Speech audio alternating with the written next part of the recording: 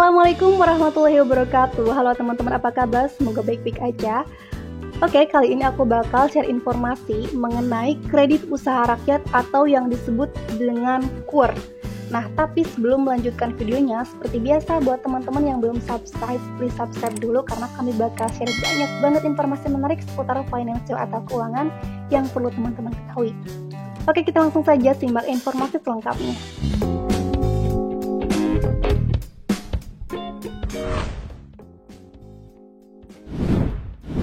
KUR adalah kredit atau pembiayaan modal kerja atau investasi kepada individu atau perseorangan skala UMKM yang produktif dan layak, namun belum memiliki agunan tambahan atau agunan tambahan itu belum cukup.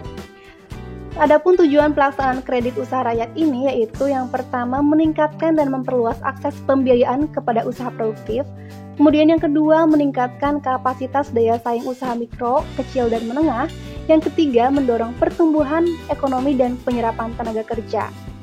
Kemudian persyaratan penerima kredit usaha rakyat ini yaitu yang pertama, usaha mikro kecil dan menengah.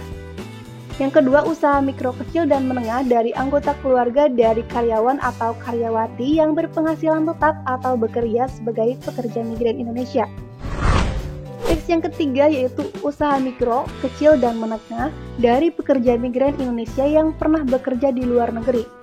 Kemudian yang keempat, usaha mikro, kecil, dan menengah di wilayah perbatasan dengan negara lain. Yang kelima, usaha mikro, kecil, dan menengah pensiunan pegawai negeri sipil, Tentara Nasional Republik Indonesia, dan Kepolisian Republik Indonesia, dan pegawai pada masa persiapan pensiun. Adapun kelompok usaha mikro, kecil, dan menengah meliputi kelompok usaha bersama atau KUB, kemudian gabungan kelompok tani dan layan atau Gapoktan atau kelompok usaha lainnya. Kemudian usaha mikro, kecil, dan menengah dari pekerja yang terkena pemutusan hubungan kerja.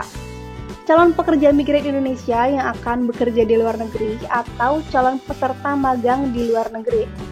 Kemudian usaha mikro, kecil, dan menengah dari ibu rumah tangga. Kemudian, calon debitur yang masih memiliki baki debit kredit atau pembiayaan produktif dan kredit pembiayaan program di luar KUR yang tercatat Sistem Layanan Informasi Keuangan atau SLIK, tetapi yang belum bersangkutan sudah melunasi pinjaman, diperlukan surat keterangan lunas atau ROYA dengan lampiran cetakan rekening dari pemberi kredit atau pembiayaan sebelumnya. Khusus untuk calon debitur atau debitur KUR kecil tidak masuk daftar hitam nasional, penarik cek, dan biliet giro kosong.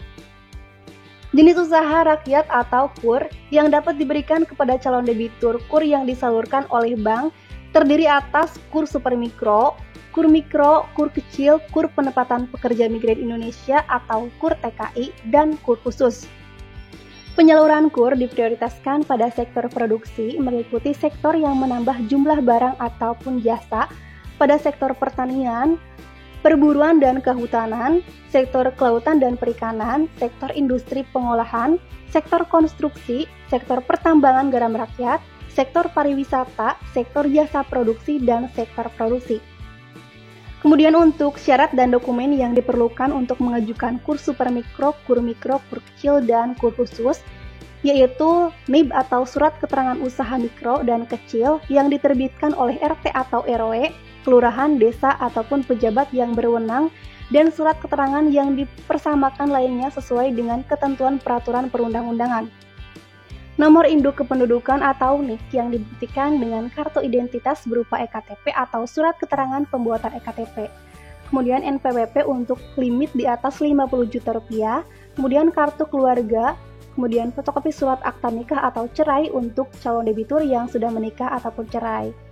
Kemudian persyaratan untuk KUR penempatan tenaga kerja Indonesia yaitu nomor induk kependudukan atau NIK yang dibuktikan dengan kartu identitas berupa EKTP ataupun surat keterangan pembuatan EKTP. Kemudian perjanjian penempatan pekerja migran Indonesia yang ditempatkan oleh pelaksana penempatan kerja dan tenaga magang Indonesia.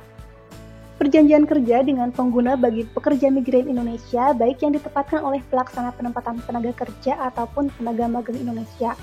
Kemudian pemerintah atau pekerja migran Indonesia yang bekerja secara perorangan dan melampirkan fotokopi kartu keluarga, fotokopi surat akta nikah ataupun cerai.